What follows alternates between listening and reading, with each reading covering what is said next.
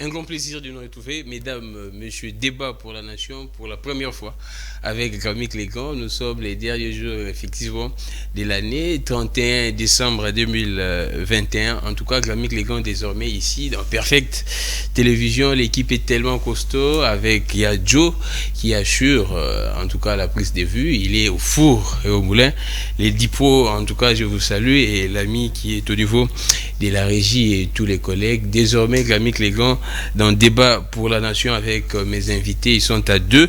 Aujourd'hui, le professeur Yeni Nkumu Edith, un professeur au niveau de l'UPEN, Pekuna et Zanaba Grève, tout ça, selon les informations, d'ici janvier, ils vont entamer des séries de grèves. On ne sait pas qu'est-ce qui ne marche pas. Le gouvernement, selon les informations, n'a pas toujours respecté, honoré ses promesses. Face au professeur Yeni, nous avons Wilson Munzemba, un ancien journaliste, actuellement analyste politique, juriste et également des formations, beaucoup de titres et des qualifications de la part de Wilson Munzemba. Avec les deux, nous allons faire pratiquement les bilans de cette année 2021. Nous allons prendre pratiquement tous les sujets qui ont fait rage et débat en République démocratique du Congo, les discours de Martin Fayulu. Hier, nous allons également prendre l'actualité sur les poissons chiensards ici en République démocratique du Congo. Nous allons prendre tous les sujets, également la paix des fonctionnaires, les fonctionnaires qui subissent ce qu'on pourrait qualifier de l'enfer parce que dans des banques, on ne sait pas, il y a problème de connexion. Il y a beaucoup de sujets. Avant de commencer cette émission, il y a mon ami qui m'informe, un confrère journaliste, et j'étais la source. C'est un sérieux problème au niveau des affaires étrangères. La prime serait détournée. La prime d'agents, c'est terrible, $20 par tête. Si on fait un calcul simple, ils sont au nombre de 2500 agents. Vous comprenez que dans ces pays, il n'y a que des millions et des milliards qui sont détournés. Alors, sans plus tarder, je donne parole à mes invités. Je commence par Wilson Munzemba. Comme je disais, journaliste et actuellement analyste politique. Wilson Munzemba, comment vous allez? Oui, ça va bien. Le meilleur le meilleur aussi avec Tsani. Ah, d'accord. Toute l'équipe de Perfect, c'est la première fois que je pousse ce plateau. Très fier de vous, un bon travail, une bonne jeunesse montante, bien encadré par pas une vieillesse, mais il y a le doyen qui est derrière les caméras. Il y a Joe. Il y a Joe. Et les Dipro Florent Batampi. Et Batampi, ça, j'allais oublier aussi. Ça fait un bon moment qu'on ne s'est pas vu. Il y a Joe, depuis qu'il a quitté de l'autre côté, c'est le 4 et ça. Ça fait un bout de temps. Mais bravo, c'est vraiment un bon travail, c'est tout pour Peter. Et puis, je salue aussi prof. Ça fait longtemps, on a partagé le plateau avec lui. J'espère qu'aujourd'hui, on va au moins enseigner et puis on sera plus... Exactement, vous êtes également un enseignant. Oui, jusque-là, je suis chargé des cours. On essaye de faire mieux, comme vous l'avez dit. On est dans les débats seront tellement très élevés. En tout cas, ne zappez pas. Chaque jour, je serai là, Gramy Clégan. En tout cas, Perfect Télévision, on a bien la Champions League. Il y a aussi Batupenda, Bayebi Moussala, Bazalita, Namona Bayajo, Nazomona Florent Batampi, Nazomona Batutua, Minene Bazar, Peter Tianikou, tout maman, Paulette qui monte. Donc, dégâts. En tout cas, adresse c'est ça qu'à Moko, Perfect Télévision. Mais professeur, les débats sera bilingue mais plus en français. Professeur Yeni Edith, oui, bilingue mais plus en français. Talarara, perfect. Alors, professeur Yeni Edith Koumou, bienvenue, ça c'est la première fois dans Perfect Télévision. Déjà d'emblée, qu'est-ce qui se passe au niveau des l'UPEN? C'est vrai que vous n'êtes pas ici pour parler des l'UPEN, mais tellement que vous êtes professeur là-bas, qu'est-ce qui se passe? Meilleur vœu, bonne année déjà. Bon, en fait, il faut parler pratiquement de l'enseignement, c'est bien universitaire en général. Oui, depuis l'entrée l'arrivée de ce régime, ce régime qui nous a pratiquement habitués à des promesses irréalisables, le professeur d'université a perdu son pouvoir d'achat. Hier, on touchait pratiquement 2000 avec Kabila, ils sont mis au nom d'un principe, des trois acquis. On ne peut pas déduire dans le salaire de quelqu'un. Donc c'est qui est déjà en droit. Ces pouvoirs arrivent, ils vont d'abord appliquer la TVA. 15% c'est notre salaire. non seulement la TVA, vous avez la perte énorme pratiquement de notre pouvoir d'achat avec le franc congolais, hein, la dépréciation monétaire, ça ne marche pas. Bon, le chef de l'État, juste en passant à l'UPEN, il a promis à la communauté qu'il va procéder, le plan va procéder à la réhabilitation de l'UPEN. Ouais. Jusqu'à la il y a l'UPEN et il y a l'Académie des Beaux-Arts. Ouais. Jusqu'à présent, lettre morte. Bon, le ministre Moïse Nzangi, il arrive sur place, il dira non, nous allons installer le Wi-Fi gratuit et à la même occasion, il va supprimer la vente des syllabis. Ouais. Et en supprimant les syllabis, il promet aux enseignants une prime compensatoire. Mais curieusement, jusqu'à présent, cette prime n'est jamais arrivée, n'est pas toujours payée. Pourquoi? Là, il faut poser la question à nos gouvernants.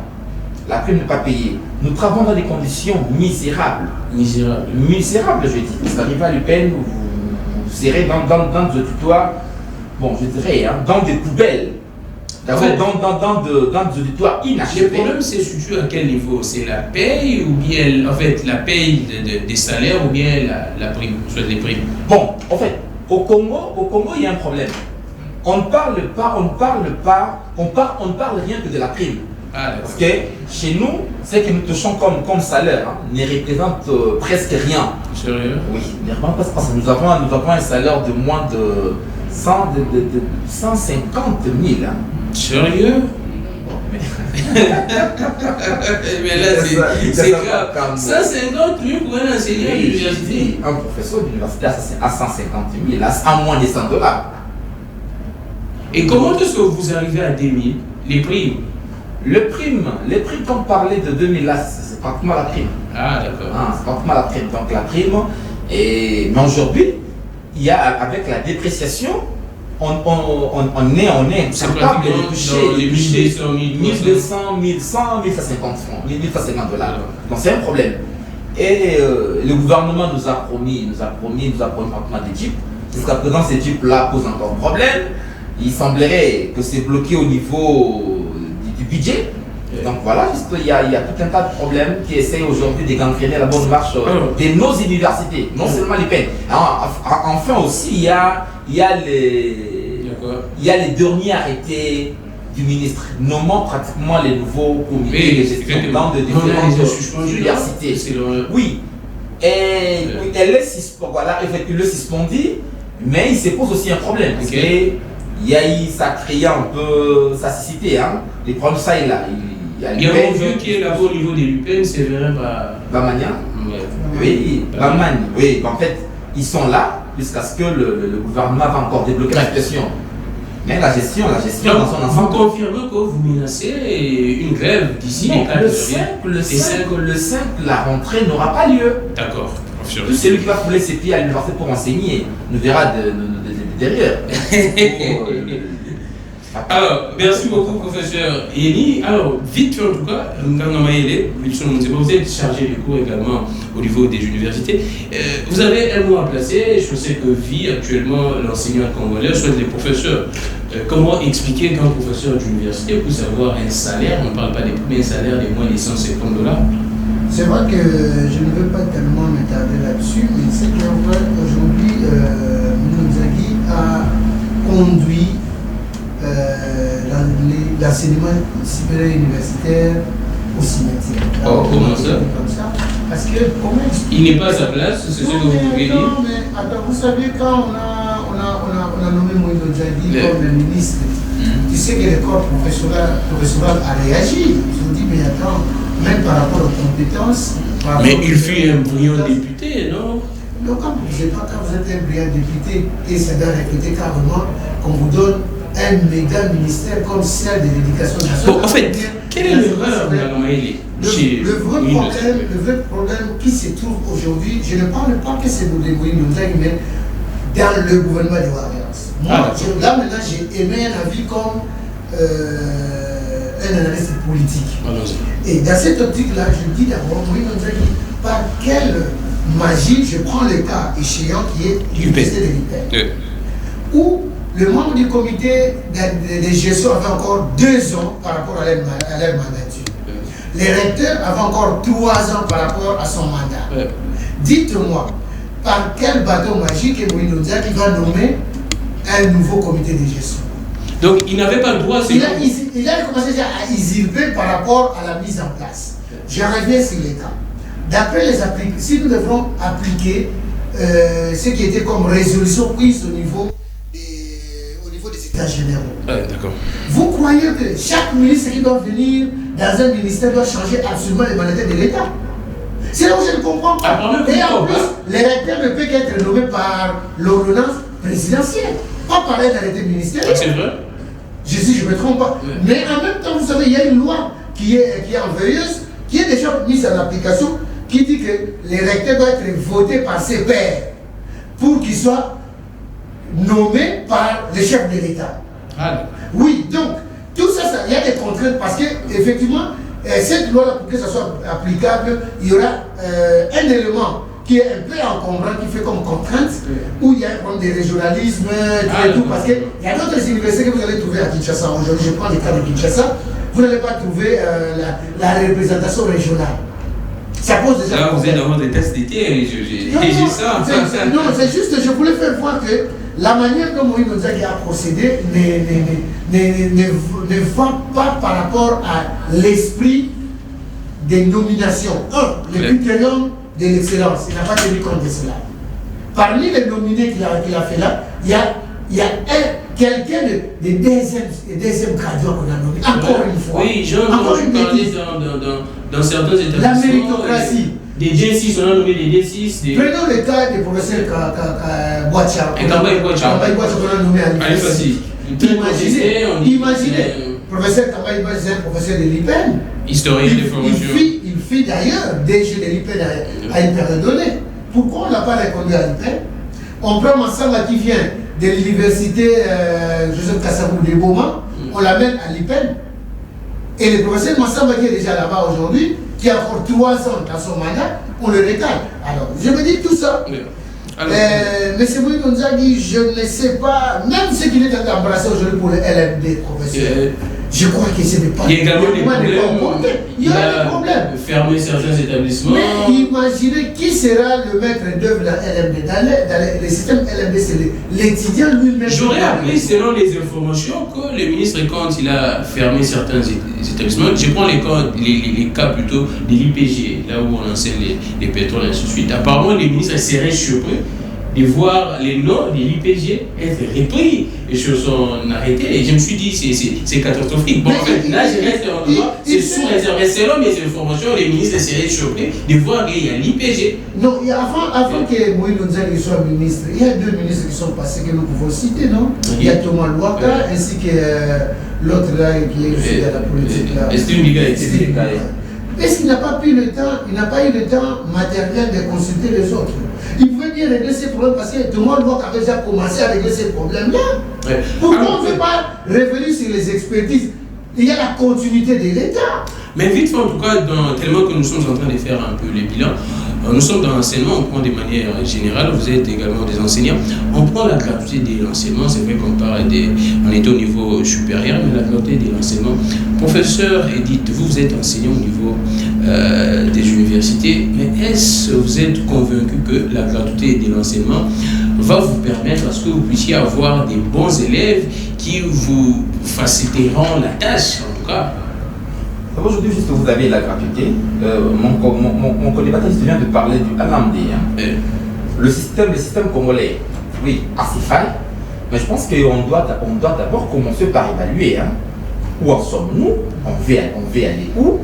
Mais curieusement, nous embrassons, on nous impose le LMD. Oui, le journaliste pouvait procéder à ces nominations. Mais c'est un progrès, en respectant un progrès. Oui, les LMD. Pour appliquer les LMD, ça c'est des exigences. Ah, d'accord. Il faut que l'étudiant soit dans des conditions aujourd'hui, parce qu'avec le NTIC, l'étudiant, d'abord. Vous pensez que les conditions ne sont pas réunies? Les conditions ne sont pas encore réunies. Je dirais même pas 20%. Sérieux? Même pas 20%, parce que Dans le il y a certaines LFD, universités ici qui enseignent déjà dans les aucune systèmes. université congolaise aujourd'hui ne remplit les critères nécessaires pour appliquer les LMD. On parle des LUFA, si c'est LUFA. Des LUFA. Ah bon, juste prenons les cas de l'UFA. Vous allez à l'UFA, est-ce que les étudiants... En fait, on ne fait pas une fixation. Les étudiants ont la connexion en permanence. La connexion est permanente là-bas. Mais il y a la gratuité de la connexion au niveau des universités, non? Le Wi-Fi est gratuit. Vous arrivez à l'UPEN. À l'UPEN, depuis d'abord le Wi-Fi installé est incompatible au 4 et 5G. Oh, c'est combien? C'est 2G? C'est 2G. Ah non. Et ça ne fonctionne même pas. Ça ne fonctionne même pas. Juste que vous arrivez à l'UPEN. Je pense que les étudiants sont en train de nous suivre. Ils peuvent nous écrire en tout cas. C'est qui habitent les périphéries. Le périphérie là, de l'UPEN, c'est qui sont à l'UPEN au moment où nous parlons, peuvent en témoigner. Exactement. D'ailleurs, s'il y avait Wi-Fi, c'est qu'ils sont dans le périphérie de l'UPEN. Et aller à tout bout de champ, venir peut-être à l'UPEN. Mais il faut avoir les codes, non? Il faut les codes. Même si vous avez les codes, ça ne fonctionne pas. Au-delà du Wi-Fi, nos étudiants ne sont pas équipés, n'ont pas des ordinateurs. Non, même pas mais il y a les appareils. Non, il y a des Android, en tout cas, c'est la mode actuellement. Et c'est la montée du plus, non? Qui en ont. Sérieux? C'est peut-être les étudiants qui ont un peu. Aujourd'hui, combien coûte un Android? Un Android coûte pas moins de 100 $. Le parent touche combien? Un parent qui a 5 enfants, 3 à l'université, lui n'a qu'un salaire de 300 000 francs congolais. Comment il va acheter des Android à ses enfants? Ouais. Pas plus loin, vous allez chez trop vite, on prend, oui. Au Rwanda ici, avec le LM2 au Rwanda, le Rwanda octroie gratuitement de matériel à ses étudiants, même au niveau primaire. Ça fait partie des kits scolaires. Des kits scolaires, juste. On les donne gratuitement. Des kits académiques, on peut dire. Aujourd'hui, avec les enseignements télématiques. Même au niveau primaire. Même au niveau primaire, au niveau de l'école primaire. On peut en principe équiper des tablettes et autres, équiper nos enfants. Mais oui, je vois ça en Europe souvent. On voit nos différentes sociétés de communication venir signer des partenariats avec différentes écoles. Mais ça remettre de matériel aux enfants. Mais vite, on prend la gratuité. C'est vrai qu'il y a beaucoup de choses à dire. On prend la gratuité. Est-ce que la gratuité vous permet, est-ce que vous puissiez avoir au futur les étudiants qui pourraient en tout cas vous faciliter la tâche et ne pas avoir beaucoup trop de problèmes? Comment est-ce que vous évaluez la gratuité de l'enseignement en tant que professeur d'université? Bonjour, juste je dirais l'enseignement est vraiment au rabais. L'enseignement est au rabais. Le niveau de l'enseignant, et l'enseigné. Aujourd'hui, l'enseigné et l'enseignant. L'enseigné et l'enseignant. L'enseigné et l'enseignant. L'élève et les professeurs. Et le professeur. Un professeur qui n'est pas recyclé. Un professeur dont juste les connaissances ne sont pas mises à jour. Un professeur qui est dans des conditions minables. Un professeur qui n'a pas l'accès à l'information. C'est lui-là qui forme. Et l'enseigné qui vit dans des conditions inacceptables. Un enseigné qui étudie, prenons nos écoles. Aujourd'hui, nous avons des effectifs pléthoriques. Nous avons juste des classes, des salles de classe où il y a 100 étudiants. Je vis à Gombe. Une salle de classe où il y a plus de 100 étudiants, 100 élèves. Là, vous parlez de l'Athénée de la Gombe.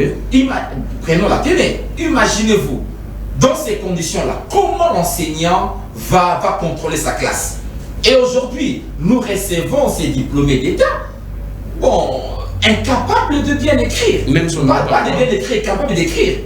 Pas de bien écrire. Mais incapables d'écrire. Incapables d'écrire. Certains ont même du mal à écrire leur nom.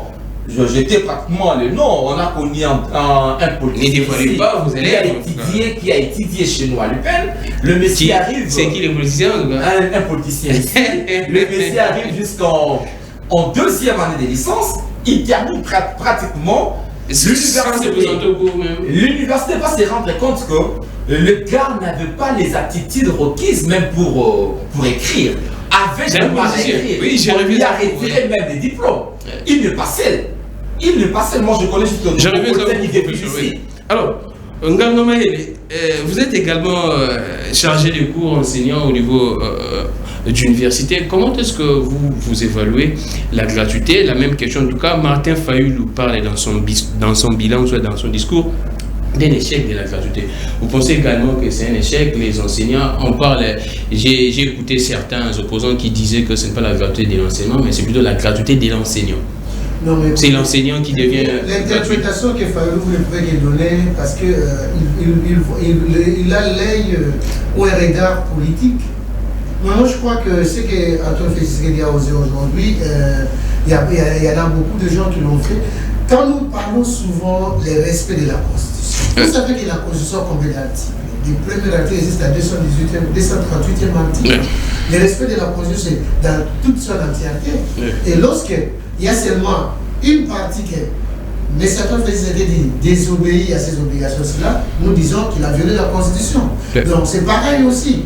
Quand aujourd'hui Fayulu doit condamner la gratuité de l'enseignement, nous étions ici avec Kabila. Kabila est resté avec nous pendant 18 ans. Il n'a pas matérialisé la gratuité de l'enseignement. Vous allez voir qu'ils ont dit, écoutez, il y a des zones qu'on avait érigées pour la gratuité de l'enseignement. Or, c'est une recommandation de la Constitution. Donc, quelque part, nous dirions que Kabila avait violé la Constitution. Or, si aujourd'hui, tout le monde est plus fiché pour dire que nous voulons des élections, il n'y a personne qui pense au social du Congolais, tous les politiciens, je mets tout le monde dans le même sac. Il n'y a personne qui pense à ça. Mais si aujourd'hui on a fait un effort de respecter l'article 43, de respecter l'article 43 de la Constitution, la gratuité de l'enseignement primaire. Effectivement. Alors, dites-moi, c'est vrai, au départ, c'était un canard boiteux parce que la manière dont Willy Bakomala a fait la mise en œuvre. Les préparations, non, ce n'est pas les préparations, c'est la mauvaise foi. Ah, la mauvaise foi? Oui, mais je l'ai dit et je souligne, je mets. Mais comment expliquer que nous sommes, je pense, nous sommes à 2 semaines de la rentrée, là, en 2019. On lance la gratuité à 2 semaines de la rentrée? Non, mon cher ami, dites-moi, comment expliquer qu'on détourne 250 millions de dollars en pleine République démocratique du Congo? Ils ont volé ça pendant combien de jours? Et pourquoi la mise en place, la mise en œuvre de la gratuité de l'enseignement doit poser problème? Parce que c'est les peuples qui doivent en bénéficier. Et si c'était des individus, dites, vous serez d'accord avec moi. M. Willy Bakonga s'est déplacé ici avec combien d'argent? M. Willy Bakonga l'a acquisé avec combien d'argent? M. Youma, et actuellement, il y a à l'extérieur libéré. Nous suivons tous ici, il y a eu des tournements Congo-Olda. Qui en parle? Et tout ça, on ne voit pas. Tout ça, ce n'est pas une faiblesse de l'autorité de l'État. Non, ce n'est pas la faiblesse de l'autorité de l'État, c'est la faiblesse du système. Okay. Le système qu'on avait érigé. Mais le système actuellement, c'est Félix Antoine Tshisekedi. Non, mais attends, vous n'allez pas me dire Paris a été construit dans un jour. Allons-y. Alors, justement, c'est pour cela que vous allez voir que le chef de l'État, dans son discours, il dira ceci. Au niveau de la coordination, ça pose problème. Et c'est pour cela que la situation du Congo n'est pas réluisante. Donc, le chef de l'État, dans sa sincérité, il dit la mise en œuvre de la gratuité de l'enseignement, c'est question de volonté d'abord. Et cette volonté-là doit animer tout et chacun de nous. Il y a combien de jeunes filles qui étaient dans la rue qui n'ont pas étudié pendant beaucoup d'années dans ces pays? Et la facilité qu'on a mis aujourd'hui, c'est vrai que moi je n'ai pas les enfants à l'âge de la gratuité de l'enseignement, mais dis-moi, il y a ceux qui en bénéficient aujourd'hui.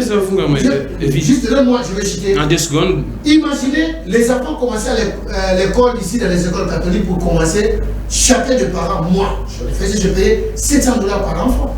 Je gagne combien? Bon, à l'époque, ils ont fait ça. Mais tout cet argent-là, quand vous regardez la traçabilité, vous allez voir cette éducation qui n'a pas de prix, même école, même banc, même peinture, la qualité même fixation. Quelle qualité de l'enseignement que vous allez dédier? Vous allez dédier aujourd'hui. C'est le même professeur qui était là hier.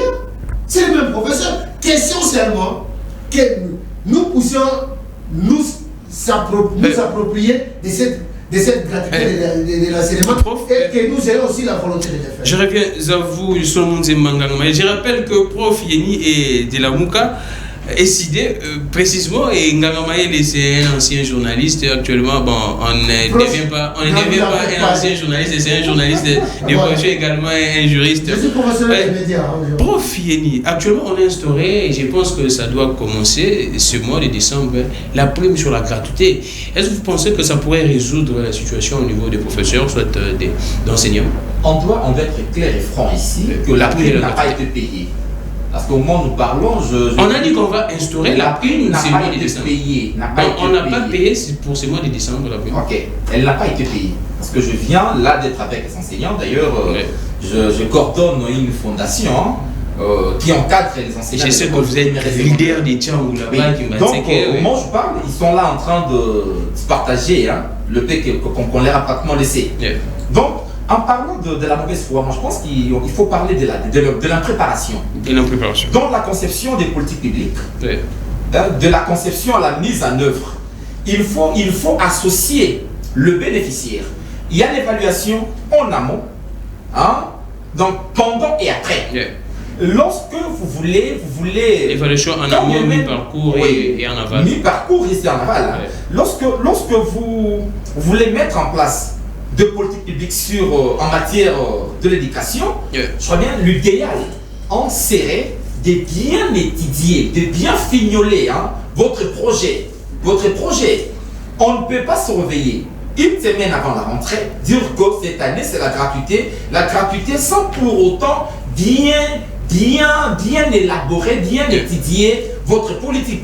On sait au départ, ça crée de la confusion. Certains parlaient de la gratuité de l'enseignement des bases, et d'autres sont allés plus loin. C'est l'enseignement primaire. D'autres sont allés plus loin. C'est-à-dire jusqu'à parler même de la gratuité de l'enseignement dans son ensemble. Là, c'était un vœu du président de la République. Un vœu du président de la République, mais un vœu qui a été pratiquement appliqué. Ça créait la saison des aînés, non? Ce sont des années, il ne faut pas. Non, sur toute l'étendue du territoire national. Nous avons vu les combattants de l'UDPEST passer partout, mais non de l'UDPEST. De l'UDPEST. L'UDPEST, oui. Donc, passer partout. Professeur, de l'UDPEST. Non, vous êtes quand même professeur. De l'UDPEST, parce que vous savez aujourd'hui, l'UDPEST, c'est une maladie. C'est une maladie pour ce pays et un problème sérieux. Pendant 38 ans, nos frères dans l'opposition n'ont pas appris à gérer et à gouverner. Il est question juste de la gouvernance, de l'éducation. Cette politique n'a pas été bien conçue. Moi, j'ai soutenu et je soutiens la gratuité de l'enseignement. Parce que c'est une méthode, c'est une mesure qui peut nous aider demain pour une bonne démocratie, des bonnes élections. Avoir la population éduquée, instruite. Parce que l'instruction fait partie. C'est un instrument, un élément hyper important pour choisir, pour l'applicabilité pratiquement de la démocratie. Exactement, oui. Mais cette décision a été mal conçue et sa mise en œuvre a posé problème.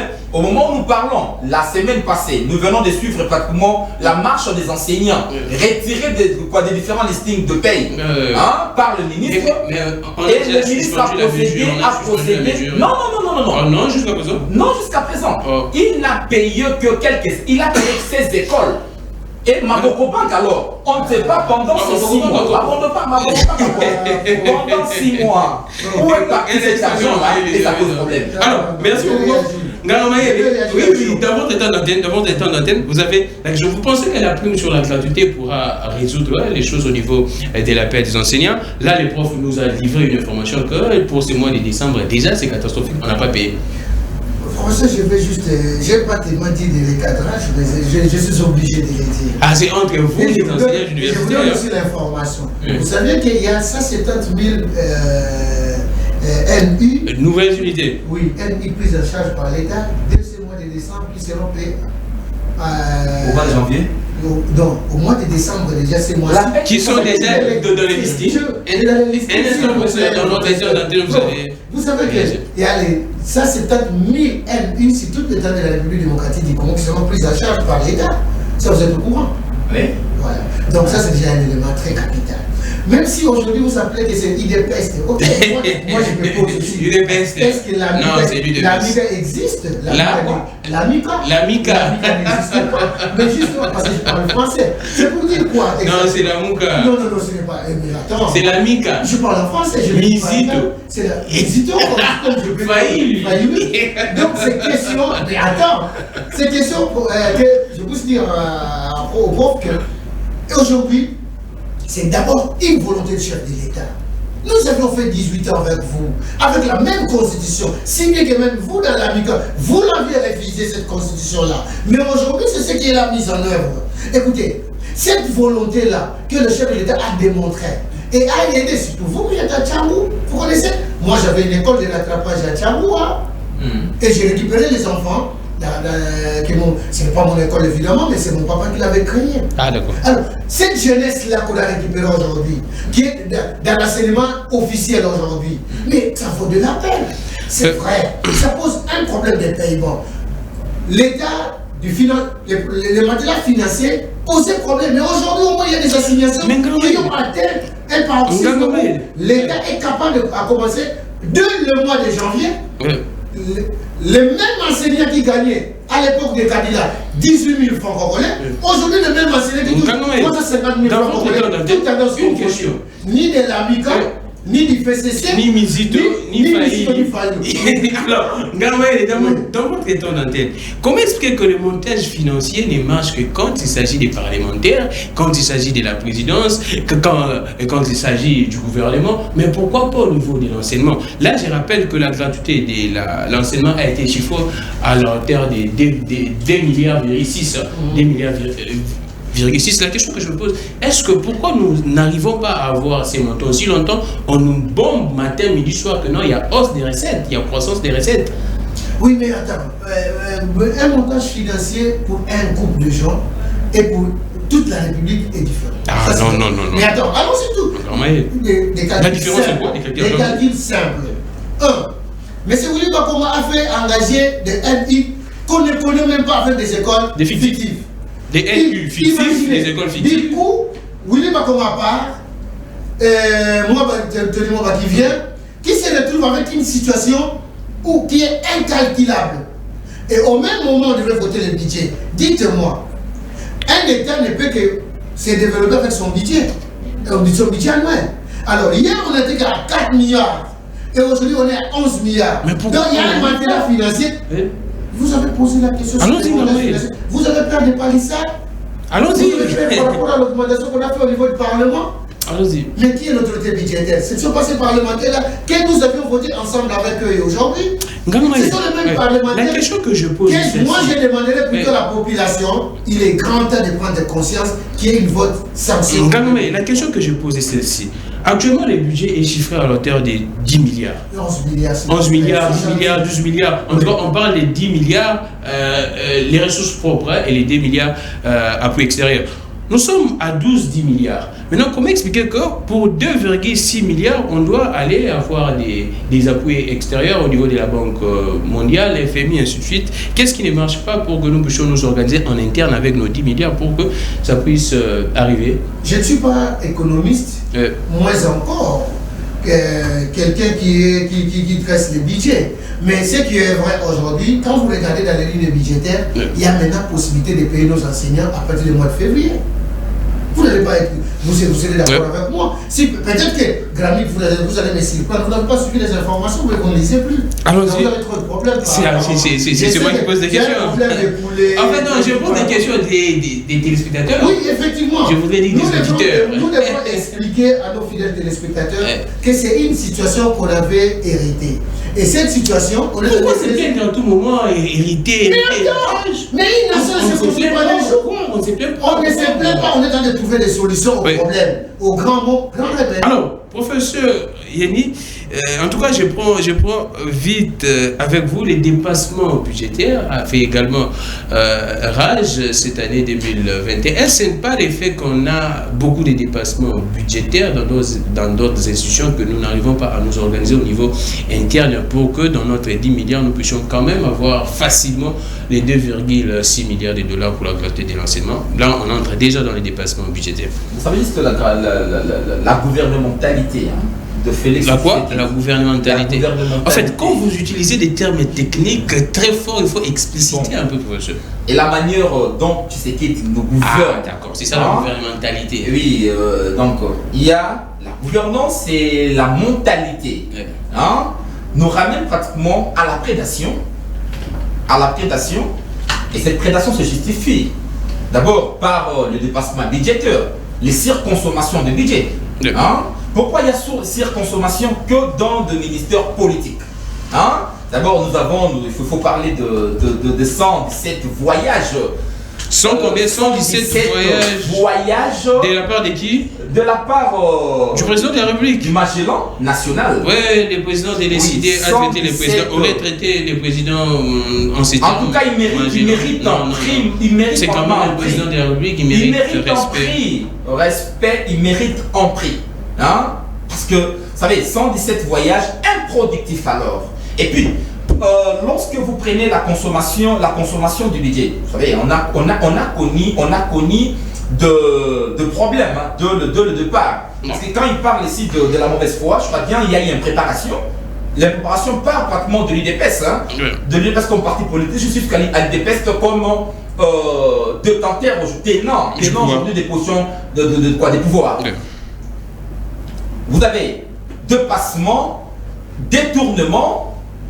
Je vous informe que la semaine passée, on a parlé de 35 millions. 35 millions encore de dollars volatilisés. Le monsieur qui a pris en charge, qui pilotait le jeu de la francophonie. Aujourd'hui, fuite d'escampette. Donc aujourd'hui, on est habitué à ce régime des importés. Sans faire local. Les régimes des importés, c'est-à-dire? Oui, sans faire quoi? Des importés. C'est-à-dire quoi, des importés? Des importés. Mais quand la diaspora, vous insinuez la diaspora, une diaspora peut-être peu instruite. Ah non, c'est ça les problèmes. Un instant, professeur, je ne permets pas, je m'en mais je dis, j'assume, ce sont nos frères, mais impréparés. Depuis qu'ils sont là, qu'est-ce qu'ils ont produit comme résultat? Depuis qu'ils sont là. Mais on voit les routes, non? On voit les routes. Ils nous ont pratiquement habitués à des détournements. Vous parlez des routes. Prenons le projet 100 jours. Détournement. Projet 100 jours. Des projets concis dans des bureaux. Climatisés sans tenir compte des réalités locales. Où en sommes-nous? Mais les projets se construisent toujours dans des bureaux climatisés. Non, il faut tenir compte des réalités du terrain. Embouteillage, c'est embouteillage. Vous avez connu les gens. Mais c'est normal, dans d'autres villes également, en Europe, il y a des embouteillages. Récemment, ici, juste au mois de décembre, on a connu pratiquement la gouvernementalité de Mpioni, qui pose problème. Vous savez, mon collégateur a parlé de matelas financier et curieusement, il nous dit ils ont atteint le paroxysme. C'est ce qui m'a fait s'étiquer. Quand il parle du paroxysme. Pas lui, les gouvernements qui a dit ça. Non, il a parlé quand les gouvernements parlent du paroxysme, je ne sais pas, peut-être c'est par manque de mots ou vous ne maîtrisez pas les mots. Mais c'est ça la réalité, c'est les. Ah, t'es quoi? Le paroxysme. Ah bon, on a dépassé les assignations. Ils ont dépassé les assignations. C'est ça juste l'expression du paroxysme.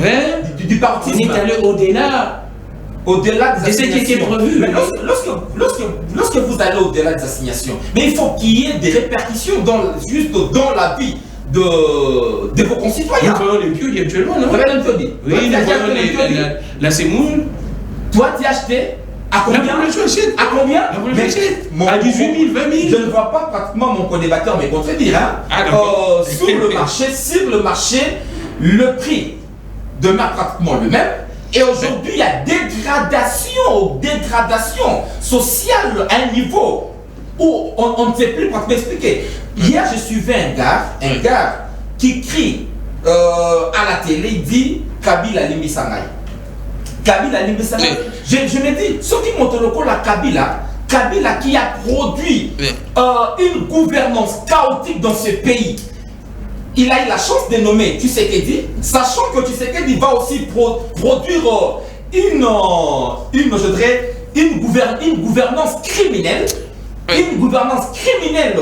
Là, juste, je vais pratiquement emprunter le mot c'est ça là qui parlait de la délinquance. De la délinquance financière. Oui. Et cela nous ramène aujourd'hui à toutes ces incongruités sur le plan social. Et même dans la vie de la société, on ne parle pas de l'amélioration. Professeur, je reviens à vous. C'est vrai qu'il y a une polémique autour des chiffres entre la Cour des comptes et puis l'ODEP. L'ODEP, je rappelle que c'est une institution privée. La Cour des comptes, c'est en tout cas officiel. Mais du moins, la Cour des comptes reconnaît également les 10% des dépassements budgétaires au niveau de la présidence. En tout cas, il n'y a que des dépassements. Là, je citerai cette institution. Les ministères des Mines, 960%. Affaires étrangères, 411%, justice 180%, primature 90%, ITPR 80%, finance 70%, coopération 60%. Alors, comment 10%. Selon la Cour des comptes, là j'ai donné des chiffres officiels, mais l'on peut parler de plus de 120, en tout cas c'est au-delà. Mais comment réagissez-vous? Est-ce que ce que nous sommes en train de vivre, il y a également une polémique, la Cour des comptes dit effectivement que les dépassements c'est une infraction, c'est une violation de la loi des finances publiques. C'est vrai que l'IGF parlait autrement, mais comment est-ce que nous pourrions arriver, quand vous parlez, il y a les paroxysmes au niveau des assignations, mais comment relier les dépassements et puis ce que vous vantez ici? Merci beaucoup. Je suis d'abord sidéré, confondu, parce que je n'ai pas reconnu le professeur Yéni que je connais. Encore ça, vous n'avez pas reconnu le professeur Yéni? Je ne l'ai pas reconnu. Quand il doit faire... Mais il est de l'opposition là. Effectivement, il n'est pas de l'opposition. Attention, il faut faire une bonne nuance. D'accord. Aujourd'hui, l'AMICA n'est pas dans l'opposition. L'AMICA est dans la rébellion. Non. La résistance c'est une rébellion. Un instant. Non. Je pas pèse dire les mots. plus comme ça, la rébellion. Ce n'est pas des termes cool. Quand tu es dans la résistance, tu n'es pas reconnu de la Constitution congolaise. Vous n'allez pas me dire le contraire. L'AMICA n'est pas dans l'opposition. L'opposition c'est Kabila. Si bien qu'aujourd'hui fait un raccordement frauduleux avec Kabila pour dire que Kabila c'est les diables d'hier. Aujourd'hui ils sont donnés le permutation. On vote Kabila. Attendez s'il vous plaît. Je vais répondre. Allons-y vite, nous courons derrière les temps. Nous restons avec deux points. Si le professeur n'avait pas les éléments probants que vous venez de donner tout à l'heure là, sur l'ODEP qui a été instrumentalisé. Parce que mais attends, c'est connu.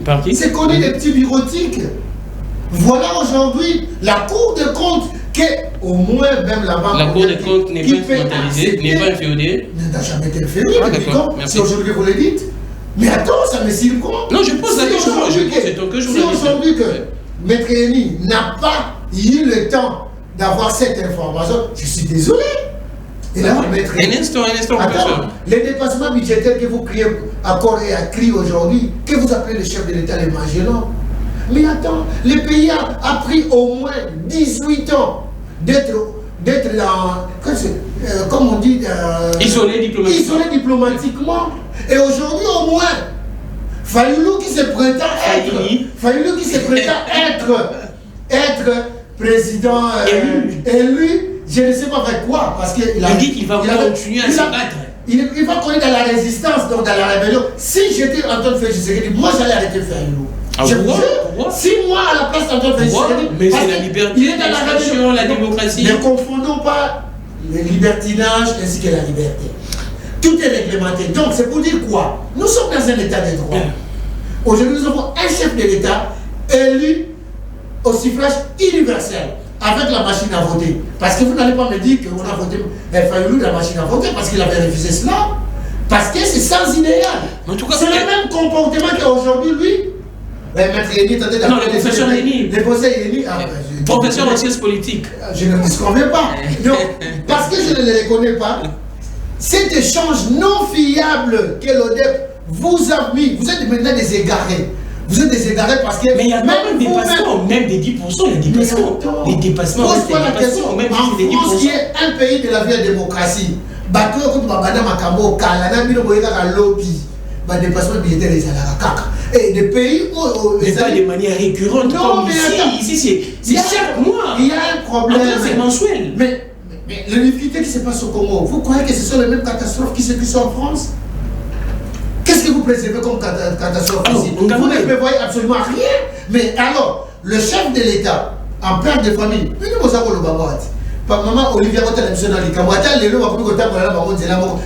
imaginez quelqu'un qui a tué. Mais attends, fier d'elle. Je salue ma soeur parce qu'elle est chez moi, elle est une bonne bouillon, mais très gentille. Mais attends, mon cher ami, imaginez que mon tour à moment qui va tout lobby, l'élo, na l'amica, na FCC, batambola l'élo. Une bonne mort, il y a mon amour à la vie, tout le monde. Merci beaucoup. En tout cas, nous restons avec une dizaine de minutes. En tout cas, ne débordez pas. Professeur Yeni, nous prenons. Nous prenons la situation sécuritaire à l'Est. L'état des sièges, on voit tout ce qui se passe à l'Est. Quelle est votre lecture? Paix aux âmes de nos compatriotes décédés. Récemment, il y a eu, on appelle ça quoi, kamikaze, explosion, bombe, ainsi de suite. Quel est votre bilan? Comment est-ce que vous êtes en train d'évaluer l'état des sièges? Est-ce qu'il y a des avancées? On ne parle pas en termes de succès. Est-ce qu'il y a des avancées ou bien vous pensez que non, on doit mettre fin? Fayulu a dit qu'on doit pratiquement mettre fin. Bon, juste avant d'y arriver, je vais d'abord parler de cette thèse infondée que présente l'UDPS. C'est un journaliste.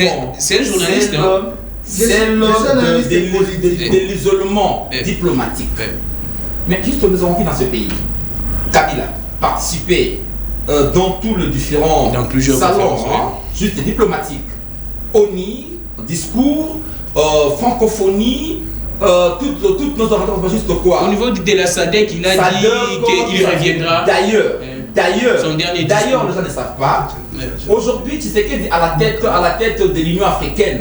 C'est pas parce que Tshisekedi, c'est pas sa gouvernance qui l'a amené là-bas. C'était le tour de la RDC.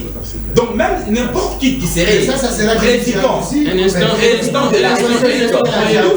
Nous sommes à la fin de l'Amaïl. Nous sommes à la fin de l'Amaïl. Un instant de l'Amaïl. Être juste à la tête de cette institution protocolaire. Une décision protocolaire qui est vraiment l'Union africaine, mais oui, tous sont laissés. Vous ne bénéficiez pas. On gagne quoi depuis qu'il est là? D'ailleurs, il a habitué son règne, caractérisé par des coups d'État. Il ne reste qu'avec 5 minutes. Oui, en parlant de la guerre de l'Est. Et aujourd'hui, je ferai bien tout part de son acte criminel. De son acte criminel, quand il est allé se prosterner devant les mémorials rwandais. Cela nous ramène pratiquement à une haute trahison. Non, tous les présidents les font. S'il vous plaît. Dans les contextes qui est pratiquement les nôtres, notre président ne peut pas se donner pratiquement ces leaks au frais des leaks là, d'aller faire ça. Et puis, en parlant de cet état de siège qui a échoué, aujourd'hui on voit le régime aller de l'autre côté, trouver l'autre recette, parce qu'on les a dit que cette recette ne va pas marcher. Et avec ces faibles leadership imprimés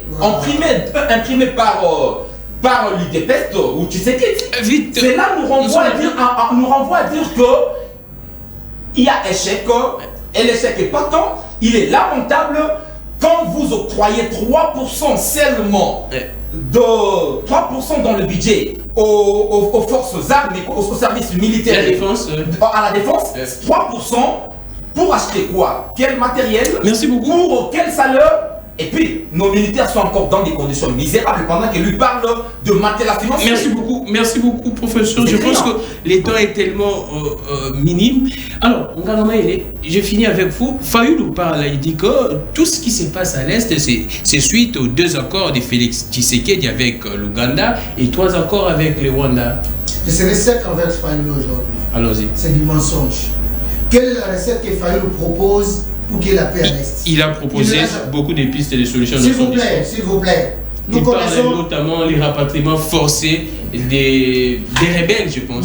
S'il vous plaît, d'abord je salue tous nos vaillants militaires qui se battent à l'Est. Moi je ne peux pas te dire un discours pour décourager nos vaillants militaires. C'est la réalité. Je vous donne l'information. Le 28 à 11h, les troupes, nos pelotons génie de bataillon spécial combat en jungle étaient à pied d'œuvre. Ils ont désamorcé une autre bombe à 1 km de Béni. Donc je tiens à féliciter nos vaillants combattants aujourd'hui. Et si aujourd'hui Fayulu, qui n'a pas de recettes contre l'état de siège, je regrette. Et je dis, j'ai demandé aussi à cette population-là qu'aujourd'hui, nos frères de Béni qui continuent de mourir parce que aujourd'hui, s'il doit s'attaquer par rapport à la mutualisation de forces, mais dites-moi, d'où sont venus les IDF depuis la nuit des temps? Qu'est-ce qu'on ne connaît pas? Est-ce qu'il faut lui passer au Rwanda? Qu'est-ce qu'on ne sait pas de ça? Pourquoi on doit se masquer de face? Présentez-nous une recette en dehors de l'état de siège. Et bravo au chef de l'État pour une décision courageuse par rapport à ça. Beaucoup, Nganga Maëlle. Ça en est fini pour aujourd'hui. Le temps imparti touche à sa fin. Malheureusement, il y a beaucoup de points. Je pense que nous allons aborder les autres points avec Chris Mukendi et Aristote Ngari. Mais merci beaucoup à toute l'équipe. Il y a Joe qui était au four au moulin. Des très belles images, là, je reconnais. En tout cas, des très belles images sans poudre. Je suis quand même très beau. Alors, bonne année à...